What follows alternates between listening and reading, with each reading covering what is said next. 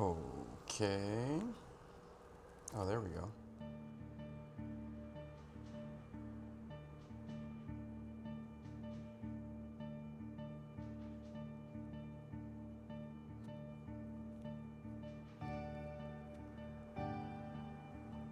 Cool. Oh, wait.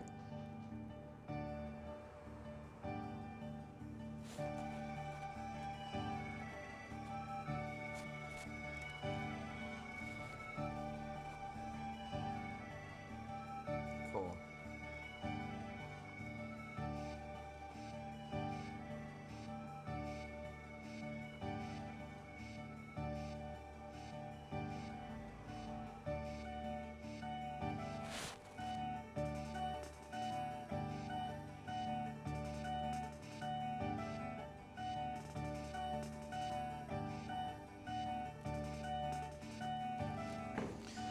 Okay.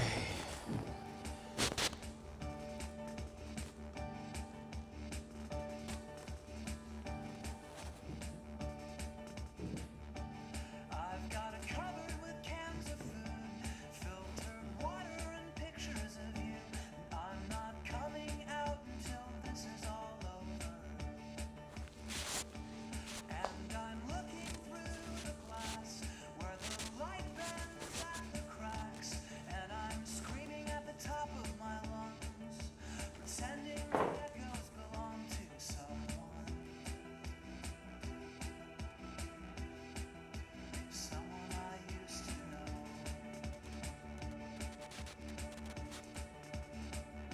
And we become silhouettes when our bodies finally go.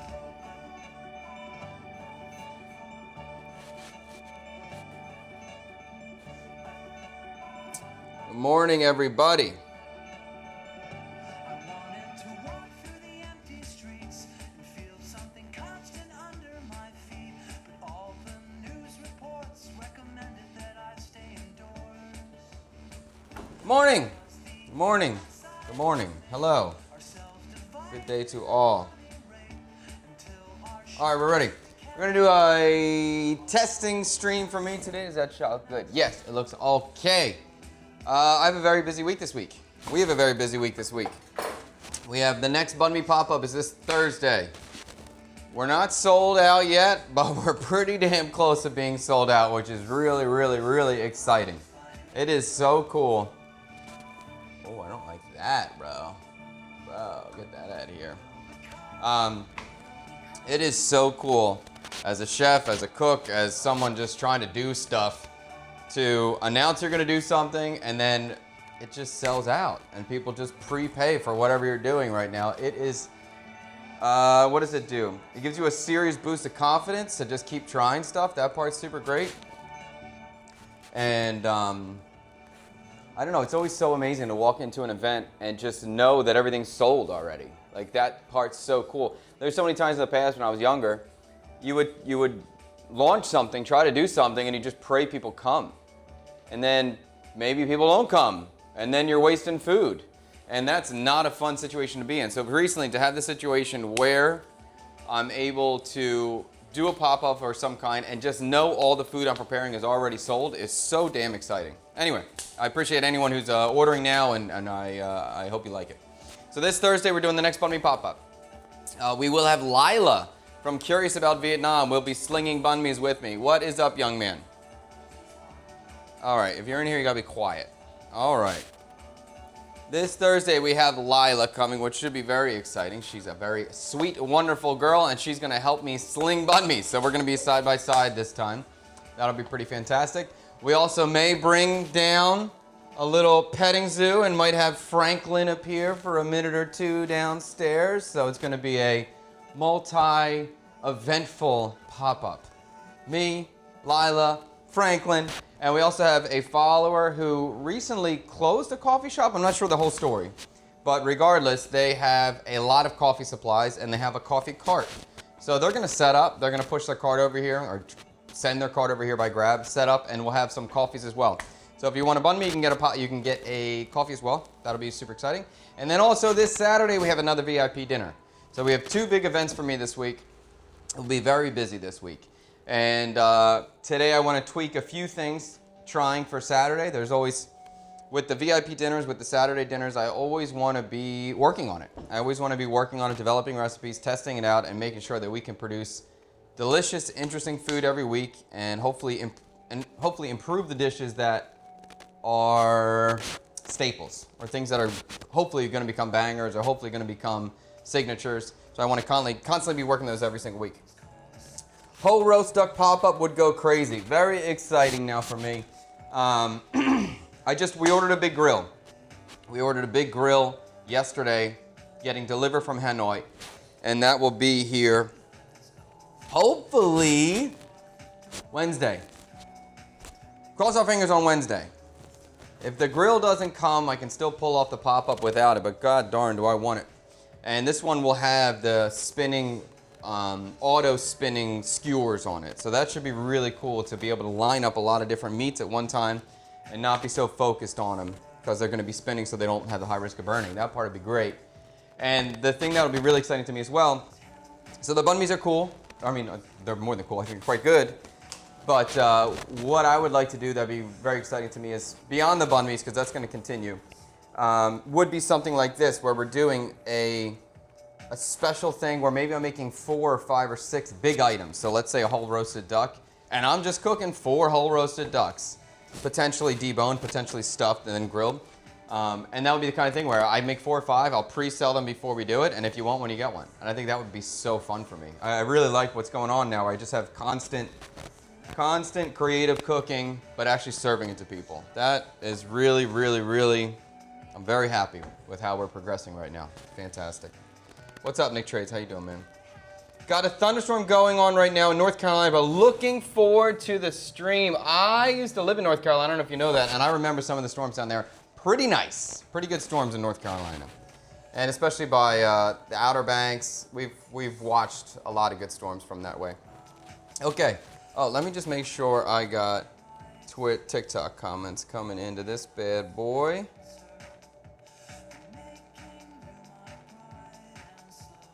Try to activate that, bro. Can we get in there? TikTok, I'm checking. I'm sorry. I didn't have my comments linked up with you guys. No, and we're failed. So cool. I love when it doesn't work properly. That's always my favorite thing going on. So TikTok, I'm probably going to be struggling with comments. Hopefully they'll be popping up in a second, but I don't see them yet. All right, let's move forward. Something I want to do. I want to serve whole shrimps. I want to serve whole shrimps to guests on the pop-up dinners, on the VIP dinners.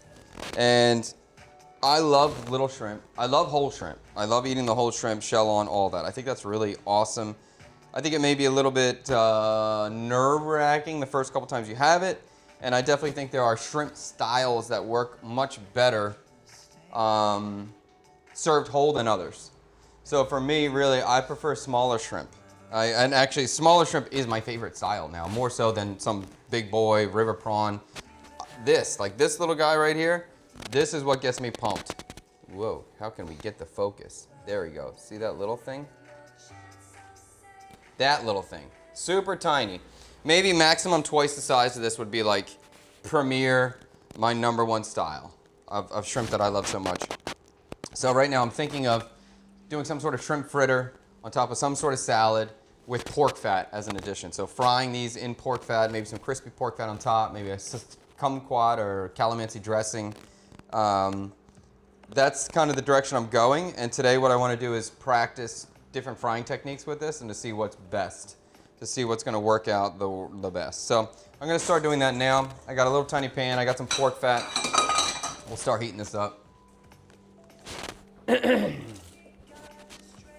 Beyond that, I have a little chicken that I was going to debone. I do want to try to start deboning. I would love to serve a whole deboned chicken or duck, stuffed, roast it, and then serve that as a main course and present this whole bird that I can then carve that's all boneless. That would be cool as hell. Yesterday, I couldn't find any big whole chickens late last night, so I did get a little tiny black chicken, which is going to be a pain in the ass to bone, but I'm going to try it. And this is just pre-bought pork fat, so we're going to get that cooking. I'm seeing TikTok comments. Fantastic. Your banh mi pop-up in Saigon was fire. Well, thank you. I appreciate that, and there are more coming. Sounds good to see you, Chad. Love watching. Truly amazing to sell out. Thank you so much, Ryan. Yeah, it's really, really exciting to sell out of something you're trying to produce. I mean, that is a darn good feeling. And it's cool that, you know, it's the momentum that is building right now is palpable. It's awesome. I can feel it. We all can feel it in the house. It's so cool. Took a long time to find a groove, but I really like what's going on, and I love the groove. What's up, user 5345677112655? Do you need to obtain licensing for your pop-ups, or can any of us crazy Westerners just YOLO it? I would have told you before, years ago, maybe YOLOing it would have been okay, as long as you're ready to pay off anybody who walks by. At this stage of the game, I don't think YOLOing it here is the way to go. I don't think that's a wise strategy. So the first pop-up we did, we just gave everything away. There was no sales occurring. So I wasn't really concerned in any way because there's no business transaction happening. There's no sale in any way. But we do have a business license now. So we have a business license, so we're above board on anything. And obviously, if you're a content creator making videos for a lot of people, you should probably stay above board on every angle. So I'm trying to be as above as I possibly can in every way. But yet, YOLOing it here is not, how would I phrase that? You could, like, I don't want to encourage people not to try stuff, so you should always try stuff. But if you're doing stuff that you know is going to attract attention, do everything you can to follow the guidelines, follow the rules, communicate to who you have to communicate with. And there's a thing here called SynFet, which is just like asking permission. So it's like people ask you, like, do you have SynFet already? Like, do you have permission already?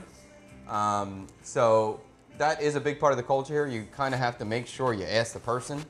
It's weird. Sometimes you don't ask anybody. Sometimes you need to ask. It's a little interesting. Fred's mom is in the chat. Hello, how is your sweet son and wonderful daughter over there, granddaughter? I don't know. Fred's been gone. If you don't know, this is Fred, Cyber Daddy's mommy. But I don't know how long Fred has left in America. He's been gone for a long time. Feels like a long time. All right, so we're going to get some pork fat into our pan. Oh, that's not the one. Can we go down? Are you going to work? There you go. I'll take it. All right, we're going to pork fat in. I'm not trying to go crazy on the pork fat. I'm not trying to, like, deep fry. All right, I shouldn't phrase that like that. I guess I could say I'm shallow frying is my game plan right now. We're just trying to shallow fry. And in terms of the shrimp fritter I'm attempting to make, I want to make something that's really lacy and thin. Almost no batter, but I want it to kind of stick together, so we'll have some moisture to it. And I think mostly the secret's going to be coming from cornstarch, so we're going to try a little bit of a cornstarch with a tiny bit of wheat flour. See what happens, see if we get a nice texture. And I don't want it really thick at all because I want you to see the whole shrimp. I don't want this to be covered in any way. I'm not trying to go for like a clam strip vibe or some sort of cluster of flour. I want to see shrimp. All right, so let's get a little scale. Let's start measuring some flour out and try this out.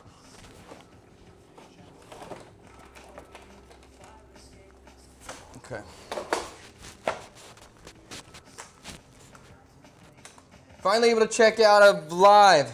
Have fretting up and the baby here has been keeping us busy. It's been wonderful. That's fantastic. How come Matt Testarossa did not help? Michael, I assume you're talking about Michael Crostarossa. Almost got the spelling there. Will he help in the next pop-up? Why not? You braised roast pork versus the grilled sliced pork. Okay. Michael Crostarossa has his own business right now. He has a spot in V1 that he opened up called Retro Ride Saigon, which I believe is officially opening this Sunday. So that's right. Michael's just got his own thing. He started his own thing. Fantastic. Michael's incredibly passionate about bicycles, and that's the direction his life is moving. So I think it's wonderful. His shop, I believe, officially is opening this Sunday. Retro Ride Saigon. We'll definitely be talking about that more. We'll show you that as it goes, and we'll take one of his tours that he will offer very, very shortly. Why not you braised roast pork versus grilled sliced pork? I like grilled sliced pork. It's good, delicious. Braised pork is good too, but that's not what I'm making. I can make a braised sandwich too as well. That's just not, I don't know. I like the grilled pork banh mi. How's little Franklin doing? Do the kids name him after the kids' TV show Franklin, Who is a Turtle? Yes, Franklin is amazing. We love her so much. I love having a tortoise in the house. If you've never had a tortoise, I recommend you get a tortoise. Tortoises are incredible. They're so nice. They're so funny. Every time I see her, I'm happy. And basically, they don't do it. Like, they're so easy. It's such a wonderful pet. But yes, Franklin was named after Franklin, the turtle from the book. We reread the book. I didn't see the show. I'm sure it's the same thing. I guess. I never saw that. Chad, before you had your family, did you think anything in life matters? Yes, I thought my life mattered. I like my. Maybe sometimes I didn't, but often I knew that when my life was good, I was happier. When my life was bad, I was very unhappy. So I enjoyed having my life good. I mean, there's definitely points in my life where I was kind of down there, but that was not a good place to be. And eventually, I got worked my way out of that. So no, I don't have thoughts like that anymore. Yes, his name is Mike, yes. All right, let's look at cornstarch. Here we go. Let's make this out. Let's get a little percentage going on here. So I'm going to start with a little bit of flour. Corn flour, rather. And corn flour is like an incredible texture. I think one of my favorite ways to use corn flour in terms of a frying is fried pickles. One time I tried to... What's going on, bro? Is that battery? Is that what that says? Yo, Tree, can you get me a new battery, please? Can you get me 2 AAA batteries?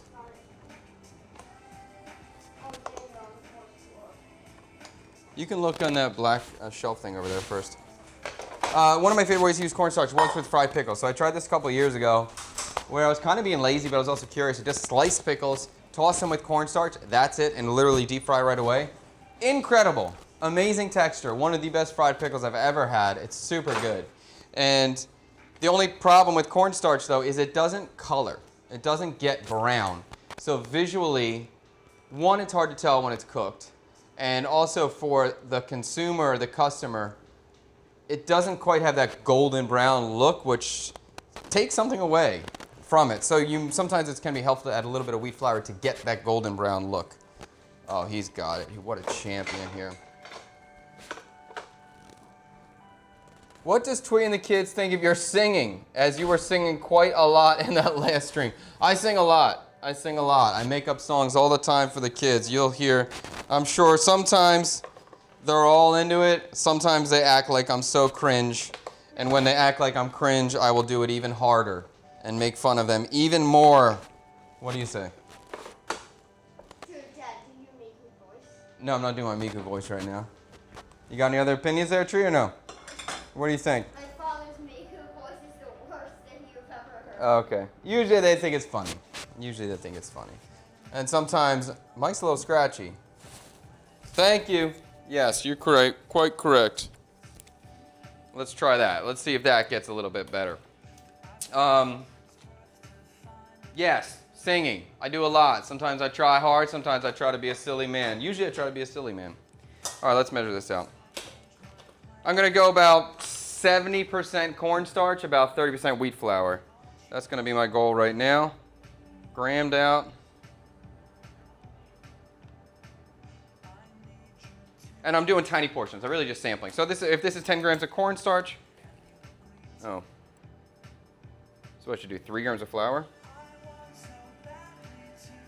And we'll do, I think, in a little bit of water. Sometimes if you're trying to get really spacey, a really spacey light fry, kind of lacy sort of look, it can be helpful to add oil to the batter. So I may be doing that. Let me try this again, bro. I don't like that. All right. And we'll do 3 grams of wheat flour, about 30% wheat flour. Oh, I knocked all my tools down, bro.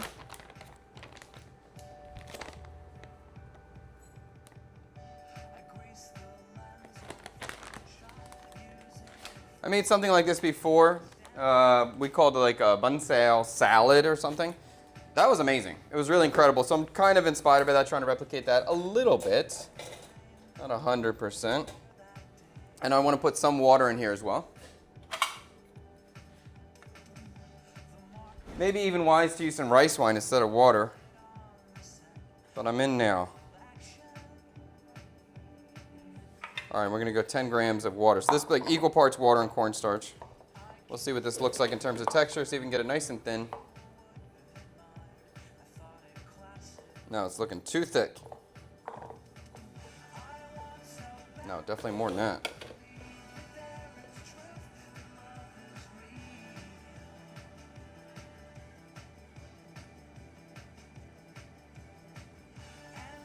And the little shrimps, I've washed them already and I've strained them. So they should be pretty dry. They shouldn't have too much moisture on them right now. But if you can see, this batter is thin, pretty damn thin. And that's kind of good. That's what I'm looking for. The kind of the good part about this is when you're frying a shrimp shell, even if you don't use any sort of flour or anything at all, it's still going to get crunchy. So it's not like I'm relying on the starch to make this a crunchy item. Okay, let's try that. We got a super liquidy batter. Let's see how this works out. And we'll do a little bit of the shrimp mixture.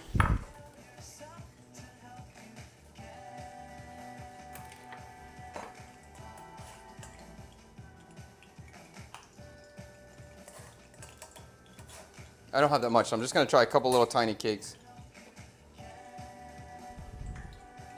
20 grams of shrimp.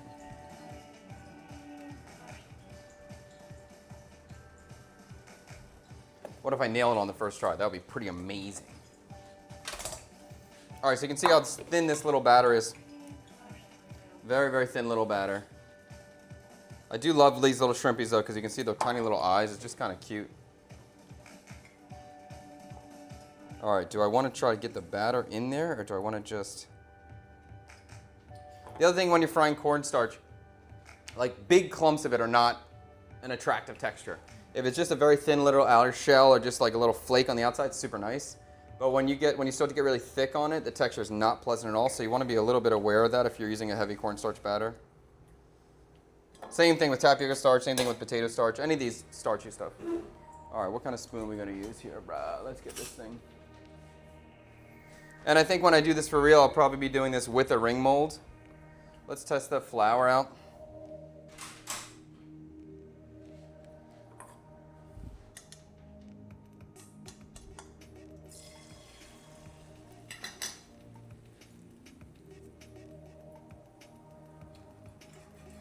And I really, the idea of frying this with the pork fat got me super excited. I think frying this with pork fat is going to be delicious. So this dish to me ultimately is going to be sort of trying to highlight the combination of shrimp and pork together, which is such a classic combo in Viet food. And I think it always works super well. So that kind of opens the doors and, how do I phrase it? It kind of opens the doors. It makes it easier for me to make a dish out of this, because I'm keep pulling from elements of Viet food where shrimp and pork are always used. So it just makes it easier to think about creating a composed dish. Okay. So immediately I kind of like the way this is frying. I like that there's a little hole forming. I do want this to be very lacy, as I said. But again, with this heavy cornstarch batter, it's not going to be super golden brown, so that might be something I might want to change. But we'll try this little guy.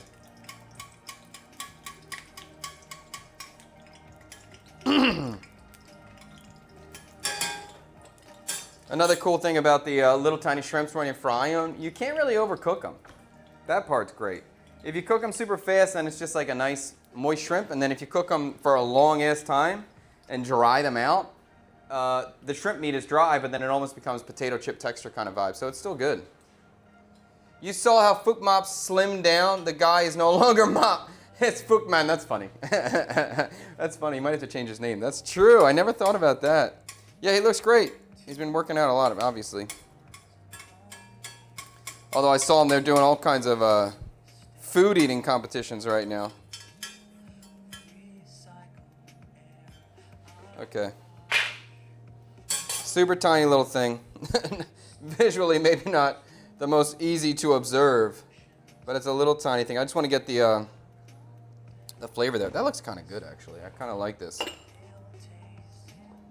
I'll do a little bit of salt.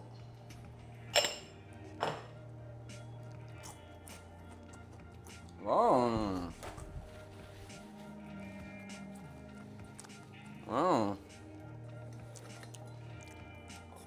Let me kick up the wheat flour a little bit. I do want to have some more color on here. I want to have a little bit more golden brown. That would be my ideal. And thank you for bringing back word of mouth. It helps build my food list when I go back to Saigon. Absolutely, we'll do more word of mouth. I think word of mouth is a very fun series for us.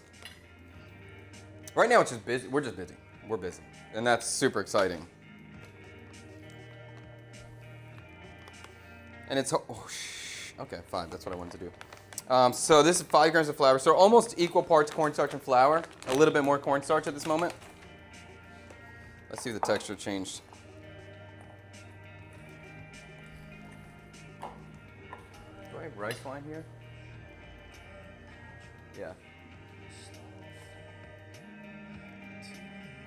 Or maybe I'd use beer. Maybe I'd do that. Let me grab beer.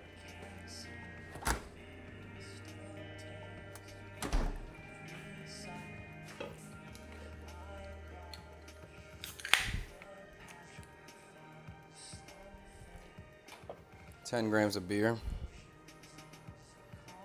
So that's even more exciting. Now, if I use beer as my liquid, and then the whole dish is shrimp, pork, and beer, like that's all classic pairing.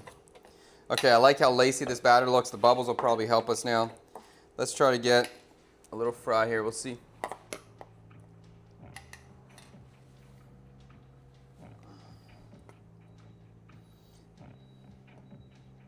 And I'm just trying to avoid putting too much batter in. Okay, that's cool.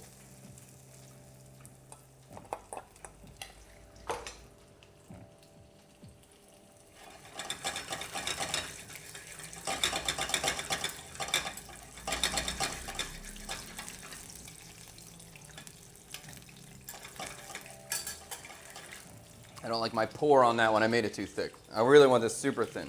Super thin. There's too many shrimp stacked on top of each other. Could you add a bit of curry powder or annatto powder in for color? Absolutely, of course. I mean, it's not going to give me the golden brown look, but it'll just give me a different color. And white isn't necessarily bad. And I guess I'm maybe not clarifying too that just the crunch of the flour and the crunch of cornstarch have 2 different crunch textures. So I'm not adding the flour purely for the color. I do want to have a little bit more delicate crunch that wheat flour offers. But absolutely, I could add annatto or turmeric for color. And I was thinking about turmeric for this dish. Maybe I would do that. Last night I was laying in bed thinking about this, and I thought about fresh turmeric. I thought about pickling or candying fresh turmeric as like a topping for the salad.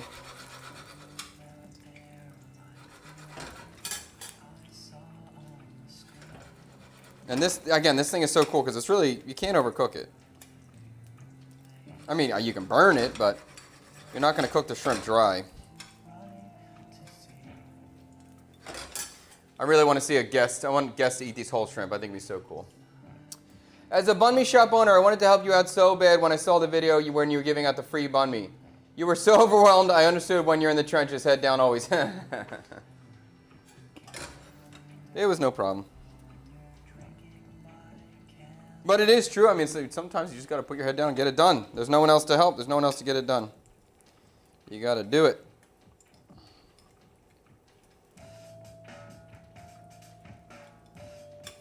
But it's exciting. It's like, this is going to be a hard week because it's just going to be a lot of things going on, a lot of busyness. But it's pretty damn cool when you have momentum, when you can feel it. I don't want to lose the momentum, so we're going to keep pushing hard. And I want to see this. This is starting to look good now. The color is definitely getting a little darker than the previous one with the extra wheat flour in there.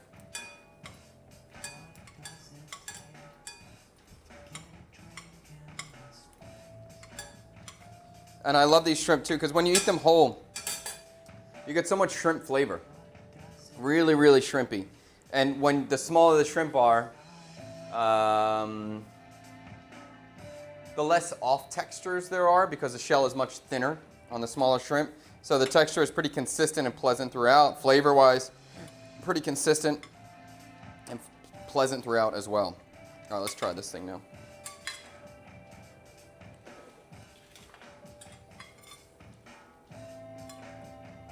And I'm thinking this is probably going to be like a third course maybe.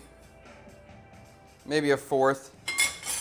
Last week we had a grilled pork cheek dish, which I think is a banger. I'm doing that again. I think that's a banger. And then there's like a grilled Wagyu dish. Again, I like that a lot. I'm tweaking it this week. I'm going to change it up a little bit. But maybe I would serve the grilled pork cheek, then the shrimp fritter, then the beef Wagyu, because the two grilled proteins are kind of similar, so I'd like to spread it out. I'm always thinking about the course layout and the course construction. Try to not repeat flavors and keep it interesting for everybody.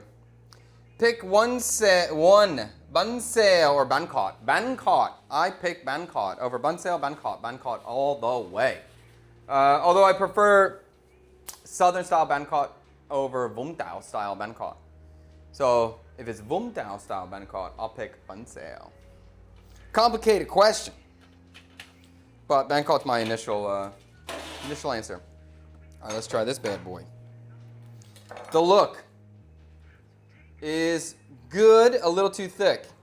I don't want to see any double layer of shrimp. I just want to see a flat layer of shrimp, not a double layer, because I really want it to be super lacy. Yeah, let's try it.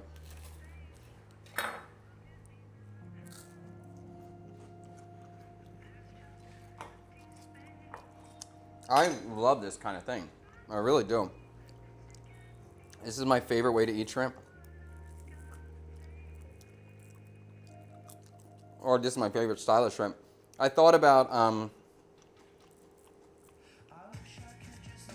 maybe making like a really shrimpy rice. That was the other dish. Either this is going to be like a salad, or it's going to be a very shrimp-intensive stock cooked with the rice. Make a shrimp rice and somehow put these like stir-fried shrimp on top. I'm going to go with the salad this week, but I will probably play around with that. I want to have a rice dish.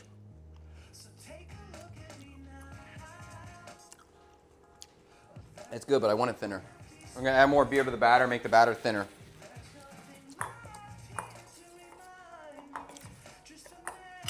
But let me start a new round so I can keep it consistent.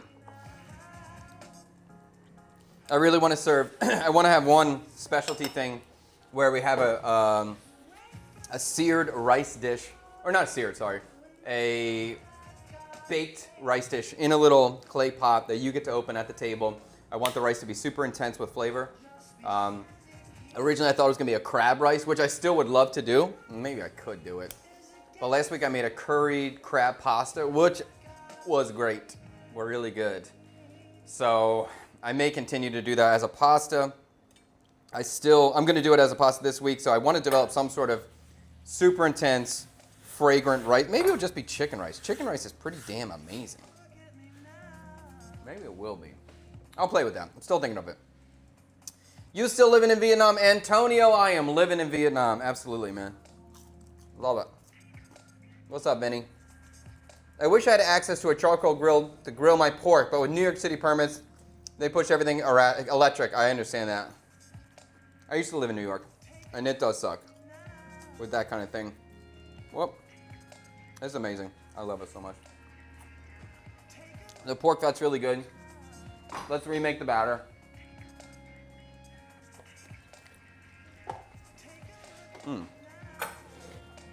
Try this again. All right, so let's do equal parts. Do 10 grams of cornstarch, 10 grams of flour.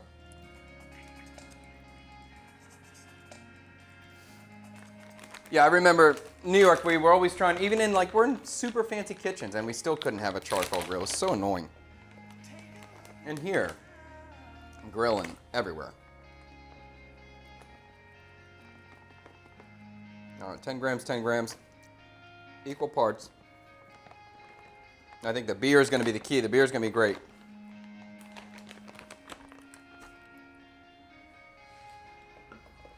All right, 10 and 10. check the beer. I want to do a decent amount of beer. 40 right now. Let's see what that does. Slay Rider, I appreciate you, man. We'll get it. We'll get it. Are you going to go do the pork cheesesteak for your pop-up upstairs? Downstairs, I think you mean. That's a good idea. Yeah, I forgot about that one. That one was so freaking good. Yeah. I think the game plan for me right now is keep the caramelized pork banh mi is the OG. It is the thing. That I'm going to keep that going. Eventually, we'll have that consistently available for everyone. Probably pretty soon, we'll start selling caramelized pork banh mi every day, and we'll make 50 a day. And we'll just when the team can handle it, we'll. My goal is to sell 100 banh mi's a day. That's my goal, and I'm happy to just sell 100, sell 100, sell out, and call it a day. That's my goal. But at first, we'll probably start selling 50 a day until we sell out, and let the team grow and get used to the work, understand the workload, and then we'll bring it up to 100. So that's going to be the game plan for the consistent caramelized pork banh mi. And then from there, we'll start just bringing in some special banh mi's that'll be kind of a pop-up vibe like we're doing now. So if we have the caramelized pork banh mi every single day, I'll make an announcement. Yo, Wednesday we're selling 40 pork cheesesteaks, same kind of vibe, pre-sell it like we're doing. And that's how I'm going to do these pop-up specialty banh mi's when they're available. Because, we're getting requests for stuff that people have seen on the show, which is so cool. So the roasted chicken banh mi has been mentioned.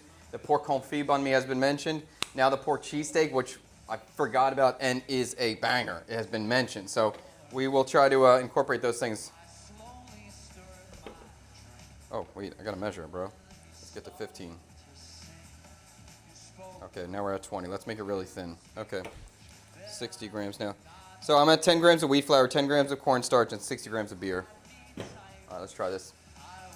Are you going to do the pork cheesesteak? Ever had banh com? Yes, I've had banh com many times. I shouldn't say many times, like 10 times. I always saw banh com is, actually we talked about this, I think, maybe 2 streams ago.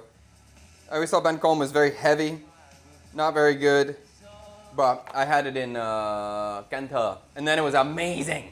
Amazing, best I ever had, amazing. So yes, I like banh com too, but when it's in its hometown, then it's actually incredible. I had banh caught in Houston, Texas, and they served it with fish mint. I like you did not enjoy the fish mint. Yes, it's terrible. What are you making? Puerto Rican. Ashley, we're doing a few different tests for the VIP pop-ups for this Saturday. So right now we're working on this batter for these tiny little shrimp, and we're about to try it right now. Okay.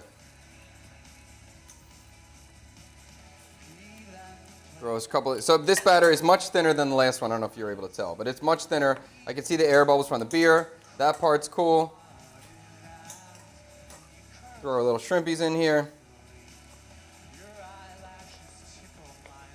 And I'm going to try to scoop it without grabbing the batter, and then maybe I can sprinkle a little batter in the pan when it's frying to get the texture I'm looking forward to. So let's try that and see if we can get it. All right, so let's strain out, try to not get the batter. Spread this. Ooh, we looking good now. That's kind of what I'm looking for. And then maybe I'll put a little bit of laciness around here. Let's try that. Let's see, let's see, let's see. Could be a good one. A little swirl. Are you planning to expand your banh mi shop? More staff, more variations if the business does really well? Yes, more. I mean, I don't have staff. So yes, staff. Yes. More variations, I don't think so. Not consistently. We'll have variations as specialty events, little pop-ups to keep everything fun. But I'm trying to make a focused, efficient food production line. Every time you add more menu items, you complicate the production line, you make everything slower. I think this is a great sandwich, and I want to sell 100 of these great sandwiches a day. That's the goal.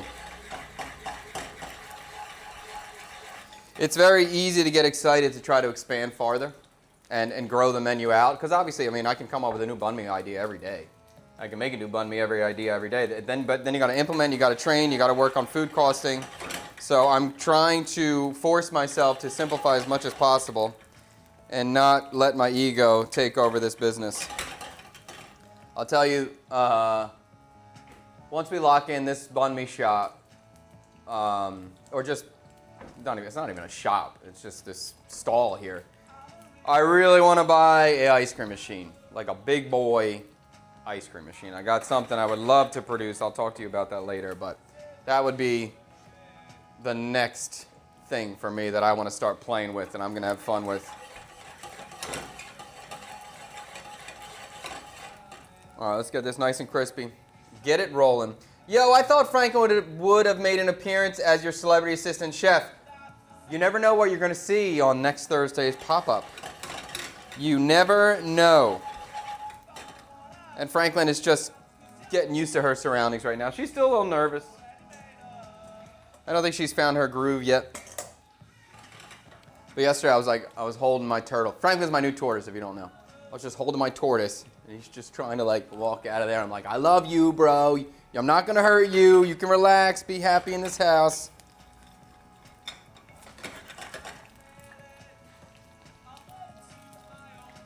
Okay, I like the look. It's looking lacy. Lacy's the vibe I want to see. Chef, first time, long time. I love your channel and congrats on your success. I live just outside of NYC and your channel has made me seek out Viet cuisine in the city. I hope to visit Vietnam one day. Very cool. I love to hear that. I do really love to hear that. And we had it's been, every once in a while I meet someone over here who's like, yo, I moved to Vietnam because of you. And I was like, whoa, that's cool. It's very, you start doing cool stuff. Oh, thank you for the super chat. I didn't realize. Thank you so much. It's cool to see that you affect people. And especially if you're doing it in a positive way. It would not be cool if it's a negative way. But when you're doing it in a positive way, that's a pretty damn exciting thing. I'm going to try to fry this longer than I think I should. And see if that texture is going to be top tier. It looks good. Is the family channel yours or a fake account? That's mine. I assume you're talking about TikTok. It's the second channel now, the Chad Kubinoff vlog channel. And TikTok is like banning me. That's my second channel, and they said it's a fake channel, and I try to appeal it, and every time I try to appeal it, there's a network connection error. Trying to appeal it over multiple days. It's getting less and less fun. Do you think a breakfast sandwich pop-up with your bagels would work well? It would be kind of hard sell, I think, for local Viet. And for the price point I would need to charge, and I don't want to make that many bagels, honestly. Me making 10 bagels is one thing. Me trying to make 50, 80, 100 bagels, I don't really have the production facility to do that well. That would be a huge project for me. All right, let's look at this.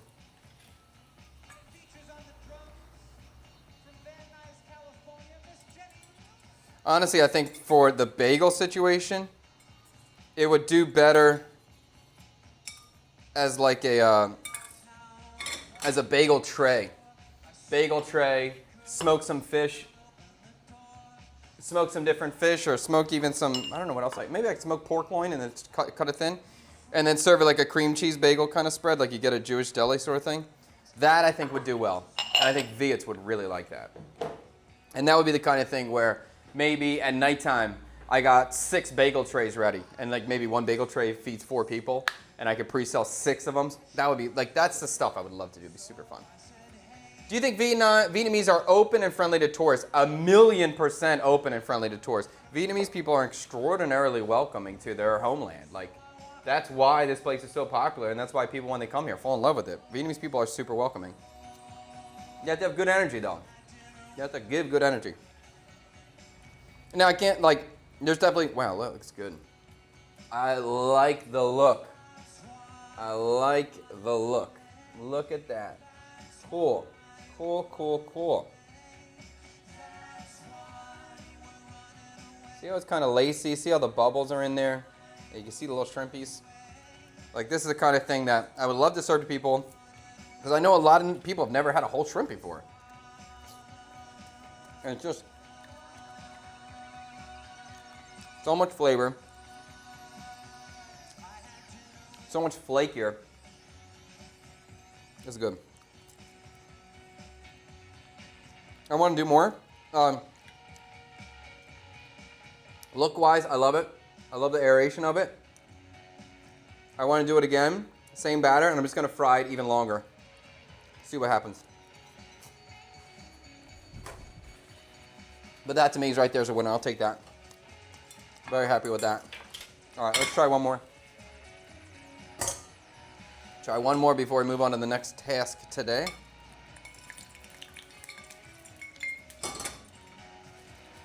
But that's a win. Beer. AP, cornstarch. Okay, I like that.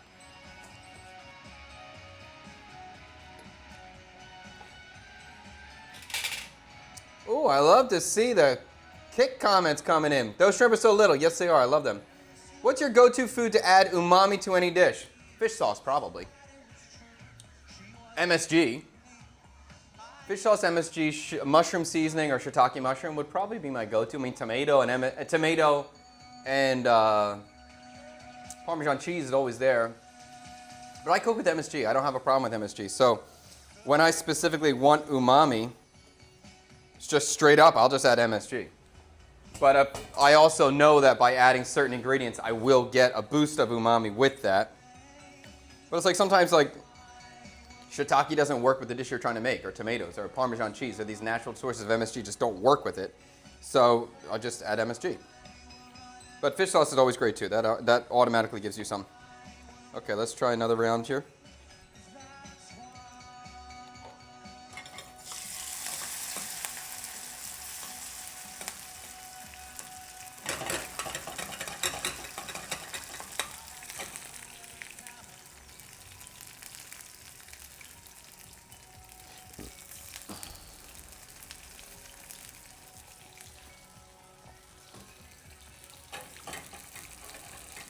Okay. Make a song about the shrimp. Actually, I talked to the kids yesterday. I know we will go so viral. I want to make an Oliver Tree cover song. I want to do Life Goes On and On and On with the kids. We cover it, and then we all get the haircut, and then we make the music video just talking to the camera like that. I think that would be so funny. We have another song, too, that Liam made up. That I love it, and we're going to make a music video for that too. I just told the kids right now, we got to get the banh mi shop locked in. I got to get staff trained up, because right now that's the focus, and I don't want to lose the momentum on that. So that's what I'm putting all my time into for the next 3 weeks, and then we'll work on the music videos. Again, I said I'm just going to try to fry this shrimp like super freaking long and see the texture. See if that gets even better for me. But we'll see. A bagel with lapsang and egg and cheese would be fire. That sounds badass. That sounds freaking good. That's a great idea. Yeah, that's a great idea. Okay, you might have just got me there. Okay, I like that idea. Yeah, lapsang and egg and cheese would be fire on a bagel. I still even like it as a bagel tray idea. Just lapsang shaved on the meat slicer and then served it with smoked fish too. Both of that would be good. How far are you from Citi Field? I'll make my way out for a Mets game. I think we're a little far. What is the sandwich? For the banh mi pop, I assume you're talking about, there's a caramelized pork banh mi. You can check out my YouTube channel, chadkubanoff.com, or Chad Kubanoff Vlog, and you can see the footage we posted for that. We documented that whole event. We documented the last event, and we will document this current Thursday's event as well.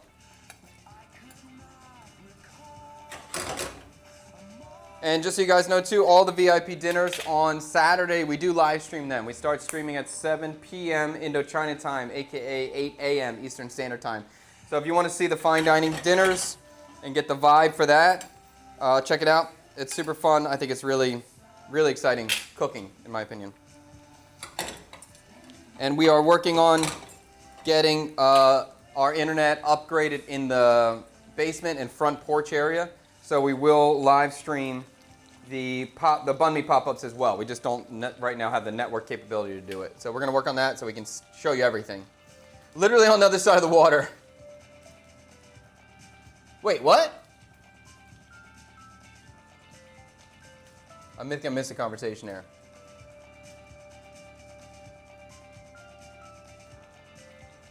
When will you do a private dining video at your new kitchen? It would be dope watching you prepare these dishes. We did.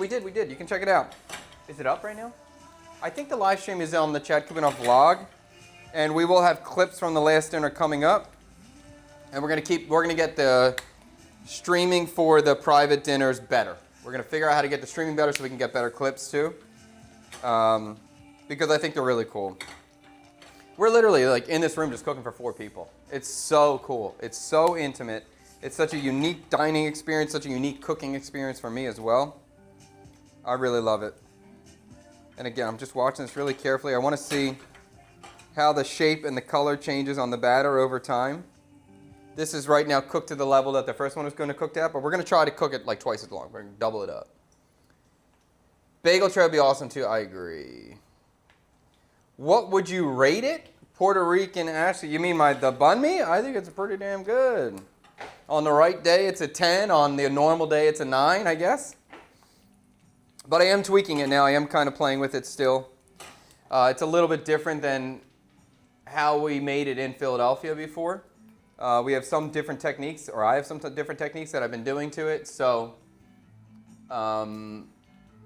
that's causing me to tweak the recipe a little bit. I'm tweaking. Right now, it's a great sandwich. I just want to tweak it to make it like, I want 7 out of 10 people who eat it to go, this is the best banh mi I've ever had. That's the goal. Of course, there's going to be people who just don't dig with the style or the flavor, but I want this to be a common phrase we hear, this is the best banh mi. And we did hear it. We've heard it a couple times already. That's pretty great. All right, keep going on that.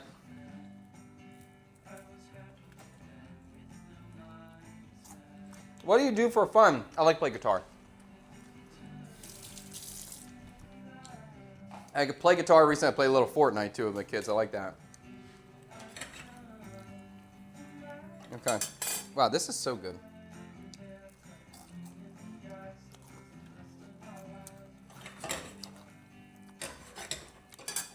Texture-wise, it's so nice. Can you see it? No. Getting much darker. That's really cool. Give me a bite, bro. I'm sorry. How's the recipe development going for post-desserts? If you don't know, I'm a big fan of pre-desserts. And it's apparently not a lot of people have ever experienced a pre-dessert. But I really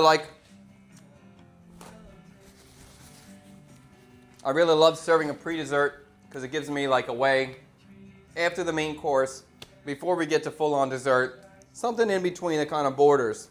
That's either a little savory, a little sweet, or very acidic. And then, so the idea was, what if we have a pre-dessert, why don't we have a post-dessert? And I love that idea too. A post-dessert is so exciting to me. Last dinner, we did have a post-dessert. After the dinner, my wife just cut fruit for all the people that were in the room. That was kind of a post-dessert. You have a Vietnamese mother cutting you fruit. That seems pretty appropriate. I did like that a lot. So I think that is the post-dessert. I struggle. Let me get a little paper. I struggle with the post-dessert because usually, like at the dessert level, people are pretty crushed at that point. And I typically continue to overdo these dinners. Usually I just get really excited about different things to cook, so I just cook so much. And the dinners have been like nine courses. People are usually blown out. And by dessert too,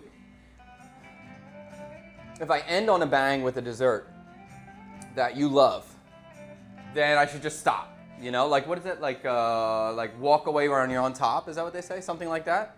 Like if I already have a banger, just that's it, end it, dude, that's it. Maybe have a shot or a coffee or something like that, but that's it.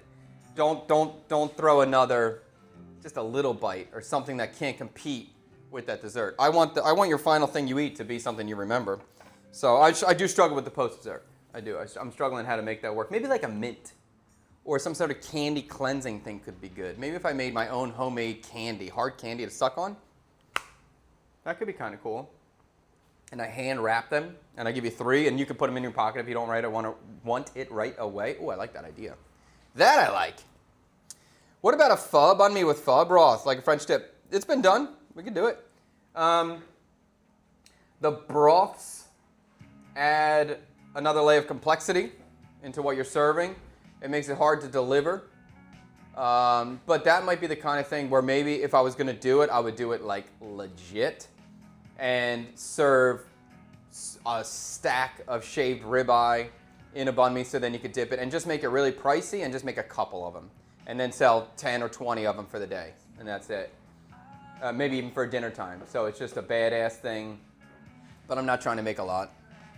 How many rounds of beef did you buy to make the banh mi, folks, from your last video? There's no beef, it's all pork. It's pork.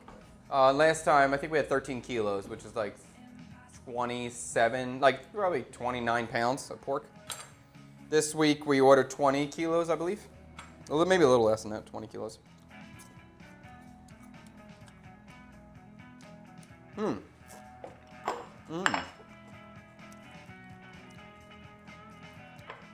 Texture-wise, nice. Nice. Hold on, I didn't eat it with salt though. The flavor's not as good.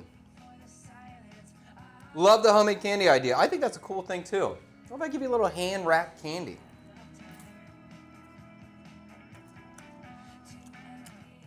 Oh, is this even better?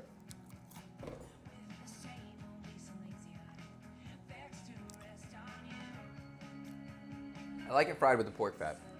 That's cool. This might even be better. It kind of feels, when I cook it much longer, it feels like the texture is nicer, but it feels less shrimp flavor. That's kind of good though. Wow, I like that.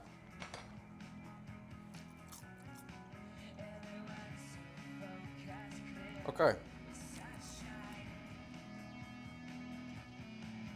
I think I'm cool on this.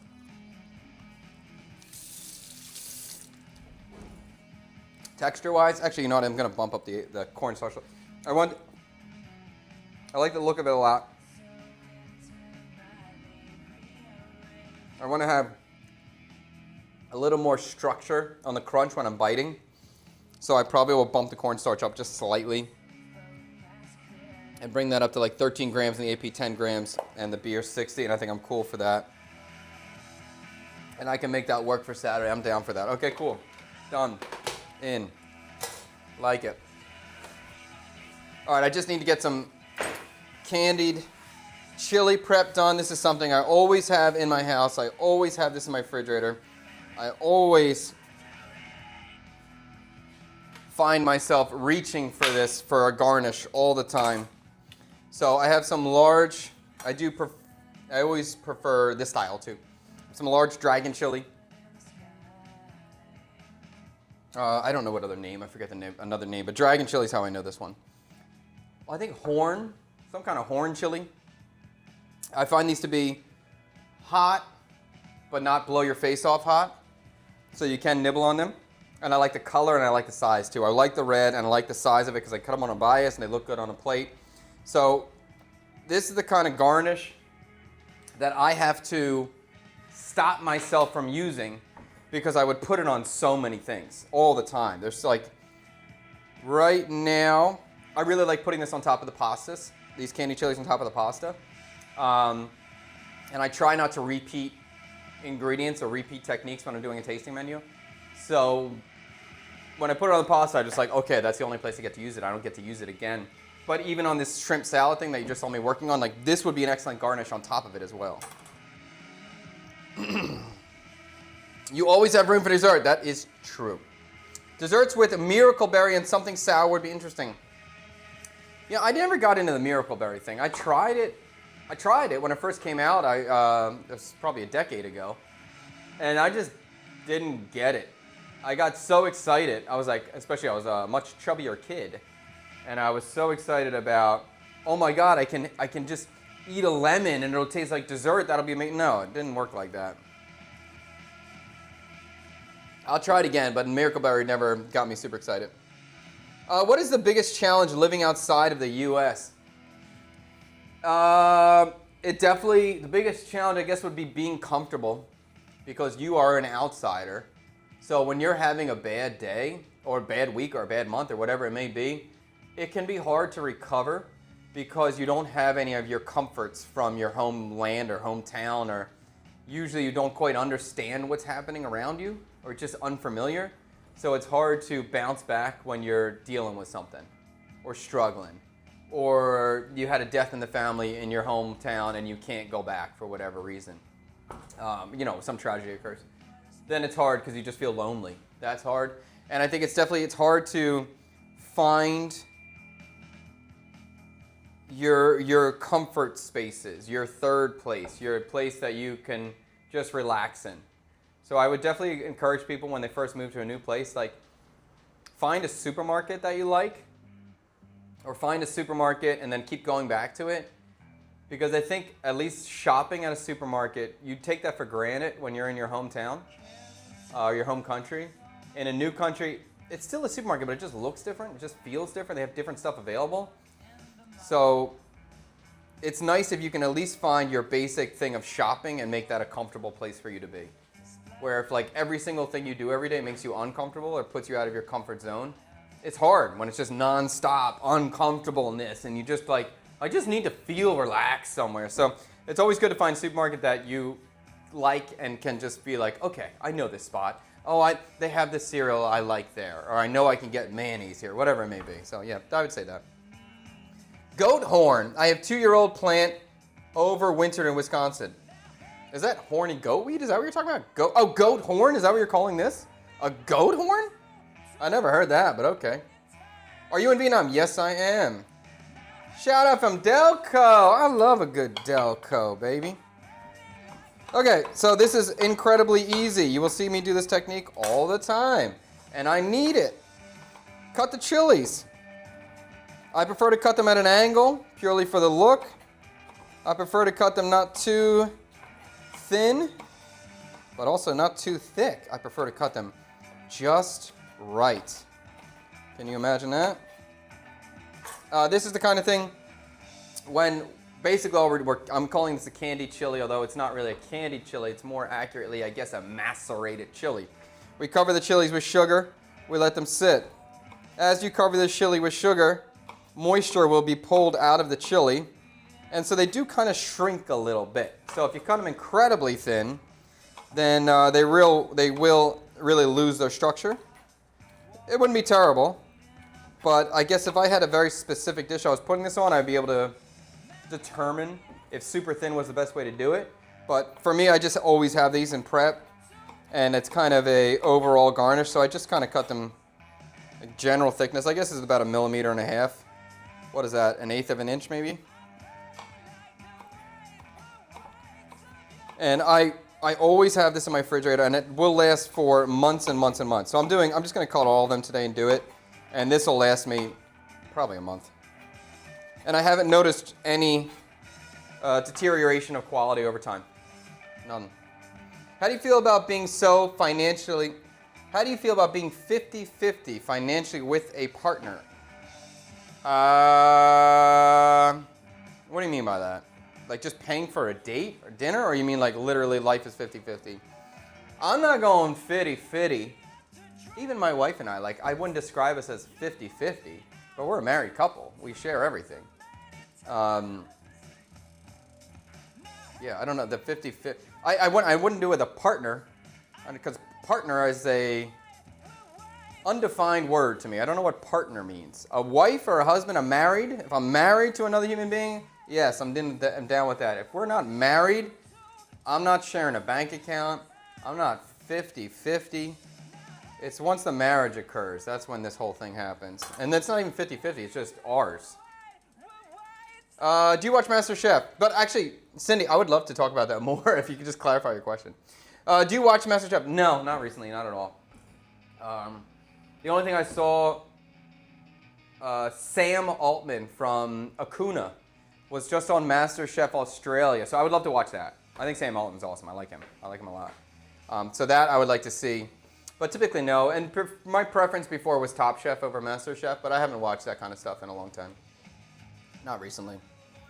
What's the shelf life? Bread for the goat, months and months and months. It's not going to go bad. It's not going to go bad. Don't worry about it.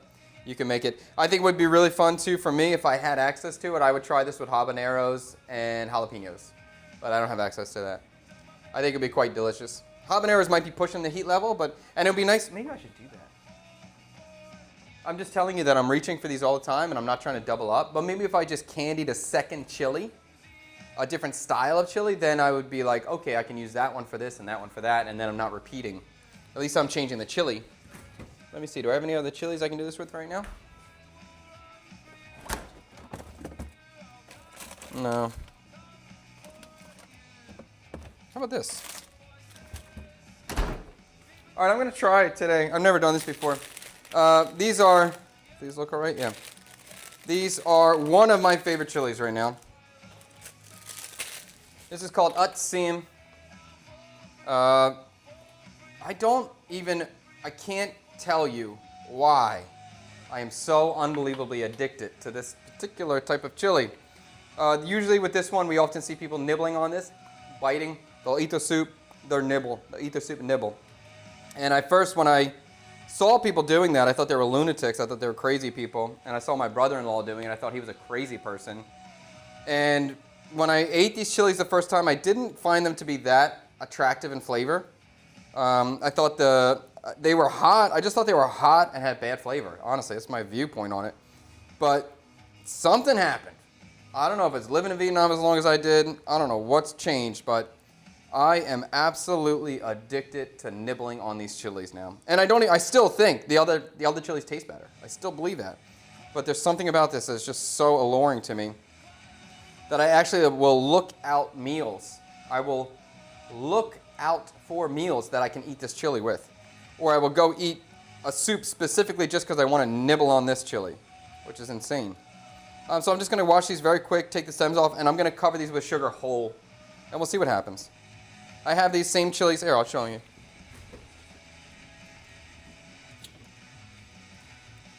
I have these same chilies right now, which have just been covered with fish sauce.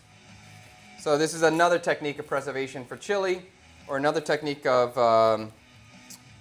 what does it say? Chili usage, I guess. These have been sitting in fish sauce for 2 weeks now. So this method will give me a very spicy chili sauce. I'm sorry, not chili sauce, fish sauce. Did I say chili sauce all the time? Fish sauce. So this gives me a very spicy fish sauce that's flavorful, that's kind of aged, and that has a deep sort of maceration flavor to it. Surprisingly not that hot right now. And then I also have the chili as a byproduct too, so I can nibble on these kind of cured salty chilies as well. And this is the same sort of thing where almost the longer it sits, the better. And this will last for potentially even a year. Who knows? Now, fish sauce isn't going to go bad, so that's not going to go bad either. I'm visiting Vietnam, 8/6/8/27. Are you going to do a banh mi pop-up around that time? I would like to order something. It's so hard for me to tell at that time. I would say yes. By June, January, February, March, April, May, June, July. That's 7. Oh, that's next month. Likely yes. Likely yes. I'm hoping we are selling banh mi's consistently in 3 weeks. That's my goal. Okay. Let me give these chilies a quick little wash, and we'll cover these with sugar too. See what happens. How about for a post-dessert, I give you a candied chili. That'll wake you up.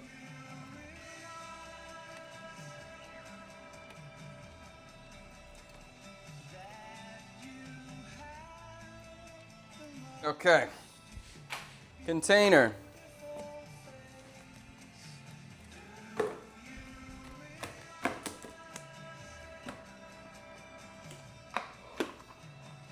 Sam Altman, did I say it wrong? Ackman, Sam Ackman, I believe it is. I believe it's Ackman.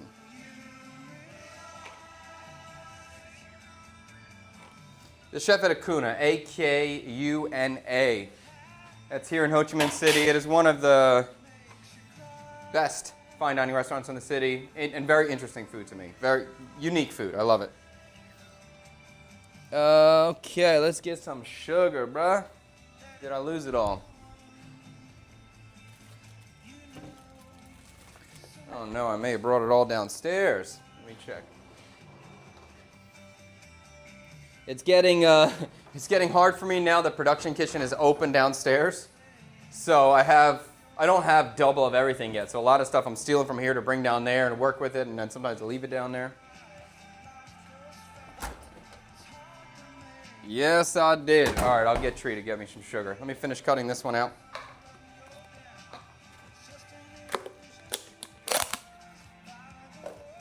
All right, again, so we're going to keep cutting this one out.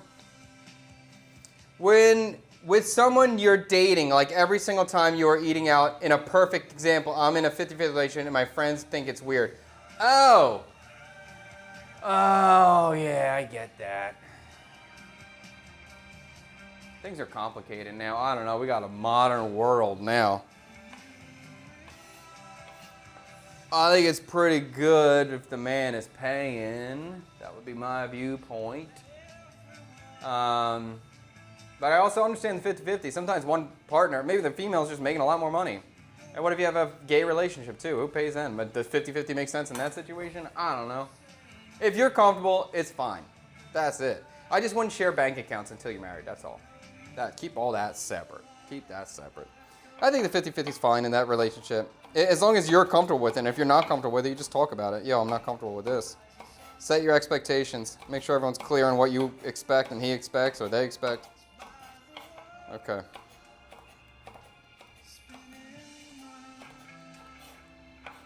Yeah, and every relationship is different. Every relationship is different. Every couple is different. A lot of people thought my wife and I are crazy and still think I'm crazy, but we work together well. We get along and we understand each other, and other people probably wouldn't live the way we do.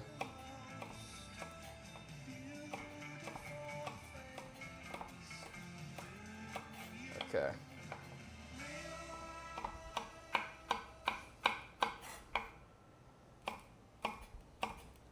I have one more thing I'm going to try today, but I'm a little doubtful of it. We'll see.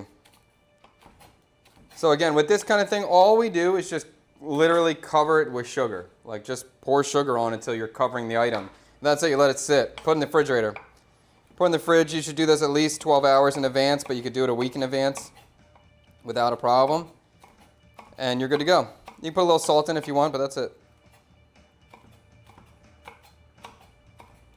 And I just know that I have a very busy week, right? So like I have to prep this whole week for the banh mi pop-up, and usually for the VIP dinners, I prep all day Saturday, all day Friday, and a little bit on Thursday. So it's going to be hard to space out the work, so I'm just trying to get everything done I can earlier in the week so the rest of my week is not overly stressful.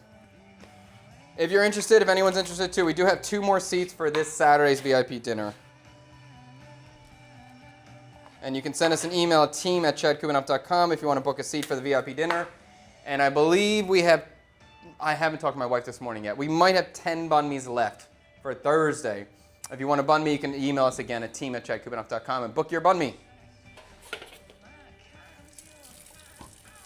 But we may be sold out too. I got to ask Twee. It was like once we announced the pop-up, just the orders came in, and there's a lot of repeat orders too, so that's really cool. So people who got one last week got another one this week, which is really exciting. Okay, chili's out. We'll get sugar for them. Let me get my little board out here, and we'll try to do some interesting deboning if I can do it. All right. I haven't done this in a long time, and this is not the bird that I wanted to do it on, but we're going to try. So I talked about deboning or serving a whole stuffed chicken. I think that'd be really exciting for me to do it. I would love to serve a whole stuffed chicken either for a VIP dinner, to bring out a whole bird and to carve it up would be really exciting, or for a pop-up on the street, making 4 to 5 to 6 whole roasted chickens that feed 4 people and selling them out would be great as well. I was looking for chickens yesterday at the market or the supermarket late last night. Nothing. The only thing they had was this black chicken, which was 40% off. So that means he's not the freshest either. But we're just going to try to debone him. This is going to be quite difficult. Honestly, I'm expecting failure. I didn't even want to do this on stream, but I'm going to try. Are the red chilies the same as the ones you get on the side of pho and hot tiêu and the Mekong? No, it's different. Those ones are smaller. So yeah, it's not the same. These ones I think have a better flavor. A little less spicy. Better flavor, more fruit to actually consume besides for the seed itself. So I do really like them very much. Or you may also be thinking of another, if you're thinking of one that kind of has a similar size, but they tend to be a little bit more orangey than this red. Again, you do see that served with pho often. It is much spicier. Much spicier. That is at a habanero level. They are incredible. My favorite chili in the country. But they're not good for this because they're just too hot. Okay, so this is a little black chicken. Let me think. How do I freaking do this? I forget how to do this. I'm going to break the legs. We're going to try to leave the chicken whole without cutting the skin. So I'm going to release the segment, the joints at the legs and the wing tips so we can remove them. And then we're going to try to take out the breastplate without cutting the skin in any way so we can have a whole bird. Now, this is already kind of a hard technique to do. And especially to try to do this on a little tiny thing like this, freaking hard. First thing I'm doing is releasing